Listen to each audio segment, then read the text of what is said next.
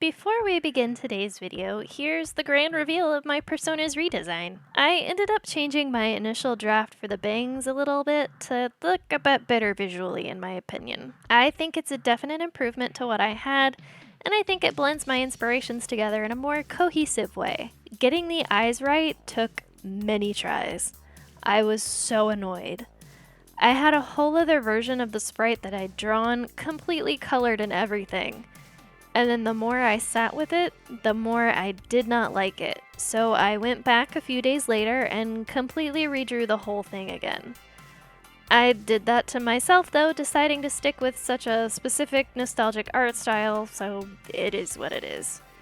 But I think this version looks much better though, and I'm way happier with the end result.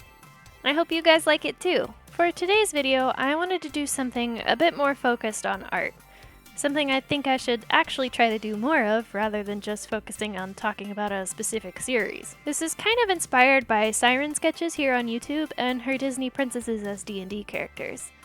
The Cinderella one was randomly recommended to me, and I really enjoyed seeing her creative process and how she incorporated elements of Cinderella's dresses, but blended them with more D&D style aesthetics. I really liked the idea and wanted to do something similar, and I still might in a future video, but I'm still very new to D&D and horrible at designing outfits, so I decided on something I'm more familiar with. And that, dear viewer, is Genshin Impact. This would have been a great segue into a sponsor for Genshin, if I had one, but I don't. But hey, Hoyoverse, if you ever want to, just saying. I mentioned before that I'm horrible when it comes to designing outfits, so this is kind of my challenge part of this. I think it's a good way to practice so that maybe by the end of this, I'll have a better idea of how to design outfits for my characters. It seems fitting that with Nodcry on the horizon and all the lunar stuff we're about to get, that the first set of characters I should do this challenge with is the Sailor Senshi, plus Mamoru, of course. Before I even started, I sat down and tried to figure out what everyone's vision might be and what type of weapon they'd use, which was probably the easiest part for most of the characters. I still have absolutely no idea what I'm going to do for Usagi and Chibiusa, so we'll see what they end up being by the time I get to their designs. For this particular video, I'm going to focus on the outer Senshi. I started with Haruka first because that was the design I kind of already had in mind. Her weapon type was easy since she has the space sword in the series. In the manga, since it's more of a rapier type sword with a thin blade for piercing more than slashing, and because I thought the fashion of this region would suit her, I chose Fontaine as her home nation. For her vision, I was torn between two options: Animo because of her love of racing and being as fast as the wind, and Geo because of her world shaking attack. In the end, I went with Geo because I think world shaking would be great as her ult. Don't ask about her elemental skill though, I didn't think that far ahead. When it came to her outfit, I knew I wanted to go the OG route. It fits Fontaine really well, and Furina's outfit definitely inspired the overall vibe for Haruka. You can see I had a bow on her back in the initial sketch and then completely forgot to add it in the line art.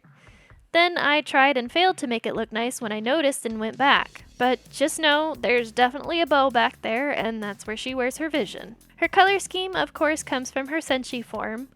I had an idea to do a gradient from yellow to dark blue on the ruffles, but it didn't work out like I planned. But I think it's still a nice contrast, and the shade I picked pops really nicely against the dark blue. Her shorts were originally going to be white, but I didn't like how it looked against the ruffles, so I ended up making them dark blue instead, which I definitely think was the better choice. Her shoes I kept the same from her Senshi form, though I kind of remembered them wrong. I should have looked at a reference first instead of just going, yeah, I know what they look like. I mean, they're mostly right, just a little more squashed. Oops.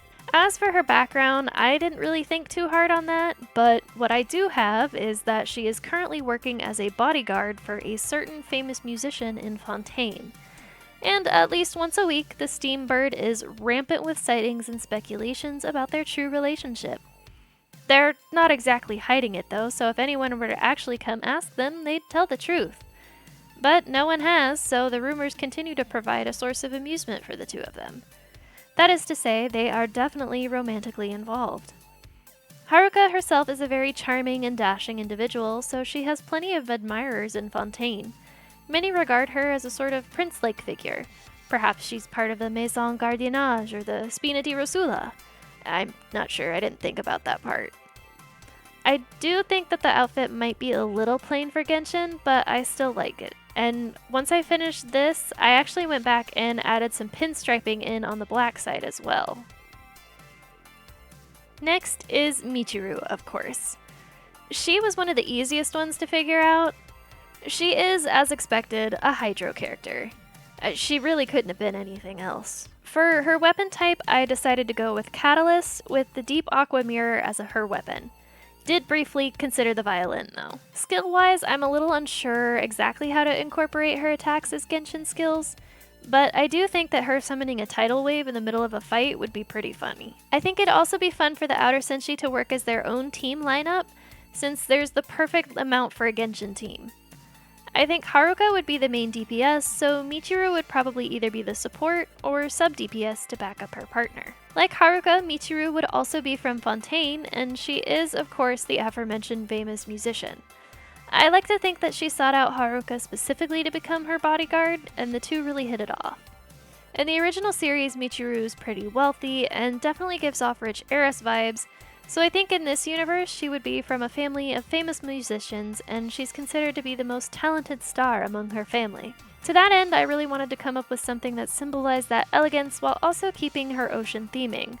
The top was something I already had in mind when I began to visualize what I might come up with, and I wanted it to have a light gauzy kind of feeling, hence the lace sleeves. For the bottom part, I knew I wanted to do something with ocean waves, but I wasn't sure what I wanted it to look like until I started drawing it. I did like the idea of a darker pencil skirt kind of piece underneath a see-through overskirt, which thankfully was the first thing I drew, and I liked it, so I didn't have to redo it several times. Like Haruka, she has a big old bow, and I remembered it this time, and I made it look nice. For Michiru, it's part of a corset belt and is also where her vision is located. You know, matching couple things. I like to think that everything Michiru wears is from Chiori's boutique, and she probably took the liberty of commissioning Chiori for the outfit Haruka wears too. Something she could wear on stage, but also into battle. Next, we have Setsuna. She was also one of the easier ones to figure out. I mean, one of her attacks has Typhoon in the name, and she was stuck guarding the Door of Time for so long and wanted to be free from that duty, so Animo was kind of a no-brainer for me. For her weapon type, I chose Polearm, and initially I thought I might have to change up the Garnet Rod to be more like a lance, but then I remembered that the dialogues of Desert Sages existed, so I don't have to change anything after all. Admittedly, I wasn't sure what nation she would be from. I didn't want to go with Fontaine again because I wanted there to be at least one person for each region of Teyvat. So I did a little more digging and remembered that in one arc, she's a university student studying physics, so that immediately made my decision. Sumeru. She'd be a student of the academia, which then brought up the challenge, well, what would her darshan be? She's a physics student, so what would be the closest in-universe equivalent?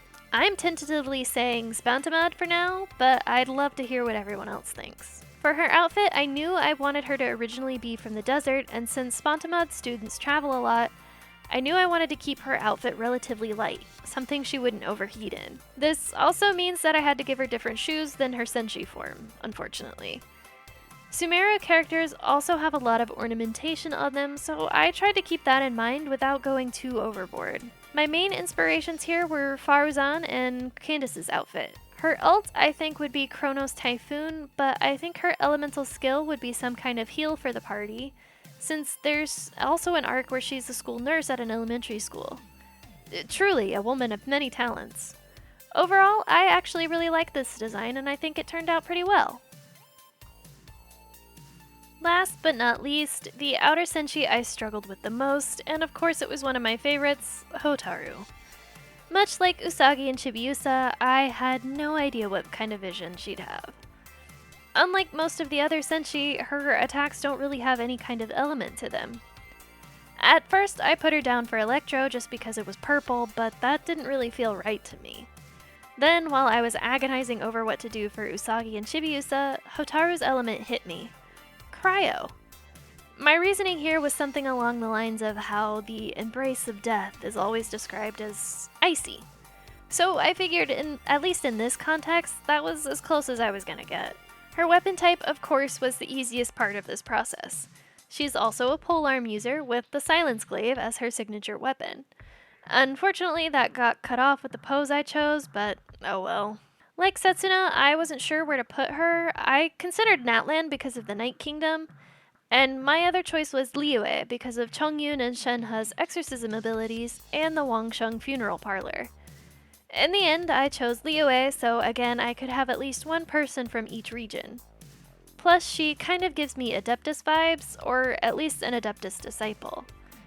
For her outfit, I tried to follow that line of thinking, especially because the first time we see Sailor Saturn, she's a lot more withdrawn and aloof. Even in her first introduction as Hotaru, she's still presented as rather mysterious.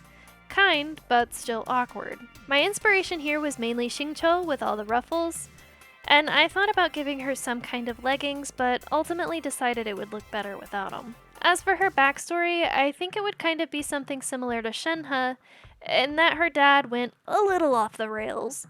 But rather than sacrificing his daughter to an evil spirit, he gets possessed by one instead. This would either propel Hotaru into working with Wangsheng Funeral Parlor to pacify evil spirits and send them on to the next world, or seeking out an Adeptus to learn from. Which Adeptus would teach her? Well, Mata Ping and Cloud Retainer are the only ones we see who have taken on students. Since Cloud Retainer gained a third disciple in the form of that little NPC girl, I think Hotaru might come under Madame Ping's tutelage. As for her role on the team, I think she would be a support, giving a shield as her elemental skill, Silence Wall if you will. Her ult would be a bit trickier though, but I think it would just be something similar to Raiden Shogun's where it infuses cryo into her attacks for a short time. And here they all are, lined up and ready to go exploring. Eventually, perhaps through some kind of event or story quest, the four of them would all cross paths and become close, soon forming the found family around Hotaru that they have in canon. I imagine that even when they're in different regions, they're still sending each other letters and presents that remind them of each other. On the whole, this has been a really fun exercise so far. It was good practice for designing outfits, as well as working on more dynamic posing, which is something I feel like I've struggled with a lot. Seeing the end results for these four, though, really makes me feel like I've improved a lot. As always, if you made it this far in the video, thank you so much for watching. If you liked this video, please feel free to leave a like and subscribe so you can come back when it's time for the inner Senshi to get their turn. And I'll see you next time.